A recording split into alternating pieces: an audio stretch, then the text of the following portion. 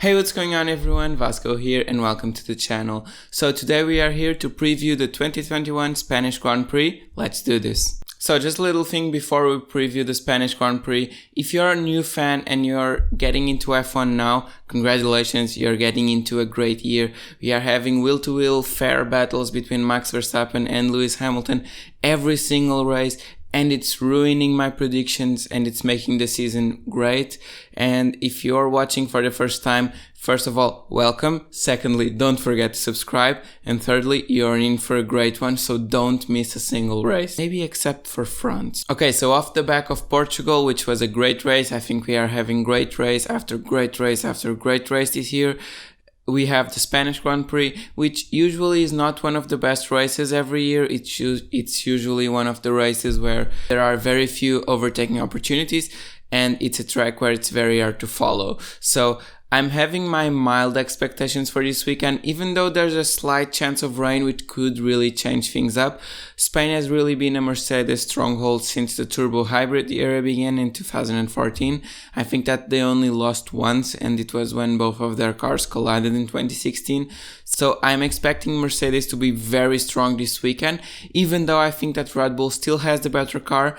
I'm expecting Mercedes to be very competitive, and with any luck, I'm expecting the round 4 of the Hamilton versus Verstappen duel. Because honestly, I think that Max Verstappen really needs to win this race, and I think that he really needs to get a championship fight going. So now it's 2-1 in Lewis Hamilton's favor, and I think that Max really needs to put that in a 2-2 in order to make the championship fight alive and in order to keep up the pressure and not let Lewis Hamilton start his winning streak, which is what happens every year now, it seems, where he just starts winning race after winning race after winning race, and then it's unstoppable, and when Max could mount a championship fight, it would be too late. So now for a bit of information on the Spanish Grand Prix circuit. So the Spanish Grand Prix circuit has 16 corners, as you know, and it's very similar actually to the Estoril track that I mentioned last week. So you can see them side by side here.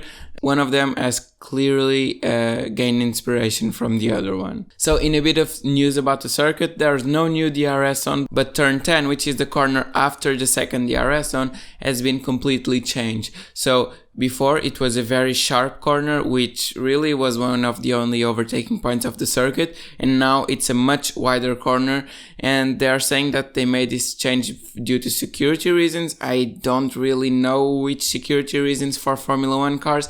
I think that these changes have been made more due to the motorcycle races, because a sharp corner after a long straight in a motorcycle race is very dangerous if there is an accident like there was in Austria last year. So I think that they made the change due to this, and I think that this will improve the flow of the track when you're racing it in a sim or when you're doing hot laps. It will be a very good qualifying track and a very good test for the drivers. But I think that when it comes to wheel-to-wheel racing, I think that this has not helped the track in the slightest, and I think that they really should have kept the corner like it was and then removed the final chicane, because that track is just a killer for wheel-to-wheel battles. Because even though it has a long straight in the beginning with the DRS, the cars have such medium to fast speed corners where it's very hard to follow due to the aerodynamic wake of the cars, which hopefully will be fixed next year, that the Spanish Grand Prix circuit is a very good track to drive. It's a very good track to do a hot lap and to watch quali, but in order to have wheel-to-wheel racing there, the cars need to be really, really close, and there needs to be a tire gap.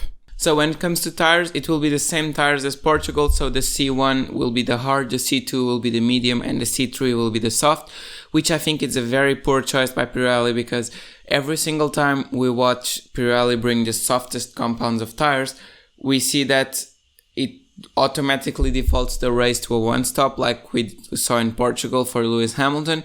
And I think that kills a bit of the interest in the race. Whereas if Pirelli really pushed a little bit with the tire compounds, it would be great for the racing, because we could see some alternate strategies of people trying to use the hard and make a one-stop work, but you can also see like a two-stop from the medium to the softs again, or medium, soft, and that's the same thing. Or soft, medium, soft. They could try and make something like that work, but with this choice of compounds, it really hurts the racing a little bit. So now for the best part of every single weekend, my predictions, which are always wrong because I always try to say that someone who doesn't have a chance to get on a podium will finish P3. So for my predictions this weekend, since Spain is a very non-punishing circuit with lots of runoff and Red Bull has the faster car at the moment, I think Red Bull will win this race with Max Verstappen, but I think that Lewis Hamilton will be in second with a very, very, very close Mercedes in second place. When it comes to third place, I honestly don't know. Since Mercedes is really strong here, it might be Valtteri Bottas, and that's my prediction. But I also think that Sergio Perez has a really good shot because that Red Bull is really quick. This is a circuit that they all know very well. Testing used to be here every single year for a long time. And I think that Sergio Perez has a chance to get on the podium. Also does Lando Norris because Lando really is having a really strong run. As I said, any one of these three drivers can get a shot of a podium. I'm sticking with Valtteri because even though that Mercedes is slower than the Red Bull overall, I think this circuit has really suited Mercedes in the last few years, and I think that they will be able to keep the current form. But the thing that I really want to watch the most is another Hamilton versus Verstappen battle on track, wheel-to-wheel racing, not on the pit stops, on the track in the first corner. I really want to see that, and it would be so much better if it wasn't in one of the DRS zones, wouldn't it?